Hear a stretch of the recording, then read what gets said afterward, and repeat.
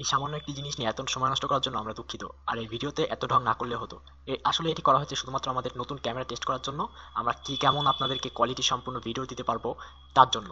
তো সামনে আরো মানসম্মত ভিডিও পাবেন বলে আমরা আশা করছি। এটা জাস্ট শুধুমাত্র আমাদের ক্যামেরা টেস্টিং এর জন্য।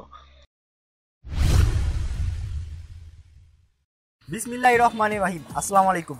সিলিকনের পক্ষ থেকে আমি ওয়াইম্যাক্স সাকিব সবাইকে স্বাগতম জানাচ্ছি আজকের ভিডিও টিউটোরিয়ালে। আজকের ভিডিও টিউটোরিয়ালটা কি, সেটা হলো একদম ইজি একটা ব্যাপার যেটা হয়তো আপনি জানেন না। আপনার সাধারণ ক্যালকুলেটরে আপনি আপনার নিজের নাম্বার, বন্ধুদের নাম্বার, পরিবারের যে কোনো নাম্বার আপনি সেভ করে রাখতে পারেন, খুব ইজি। চলুন দেখে আসি কিভাবে সাধারণ ক্যালকুলেটরে নিজের নাম্বার সেভ করে রাখতে হয়। এক্সট্রা দুইটা বাটন বা তিনটা বাটন থাকে, আমরা হয়তো খেয়াল করি না, খেয়াল করলেও কোনো দিন চেষ্টা করি না যে জানার এই জিনিসটা আসলে কী। এম প্লাস, এম মাইনাস এবং এম আর সি। তো আমরা যদি জানি যে এম প্লাস এবং এম মাইনাসের ব্যবহারটা কী, তাহলেই কিন্তু আমরা এটা সেভ করতে পারবো। তো আমি একটা আমার নাম্বার ধরেন লিখলাম 01।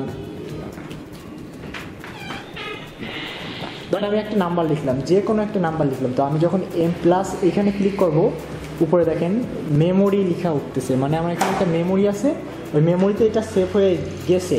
তো এখানে একটা প্রত্যেকটা ম্যাক্সিমাম বলা যায় প্রত্যেকটা ক্যালকুলেটরে একটা মেমোরি থাকে। তো আমি যখন এইটা ওই নাম্বারটা যে কোনো সময় আমি যখন ধরেন আমি এখন আনতে যাচ্ছি, তখন এমআরসি ক্লিক করলে আমার নাম্বারটা চলে আসবে। দেখুন এমআরসি, যেহেতু আমার এখানে মেমোরিতে কিন্তু আমার এখানে সেভ করা আছে, যতক্ষণ এটা থাকবে ততক্ষণ আপনি ওই নাম্বারটা যে কোনো সময় আপনি আনতে পারবেন।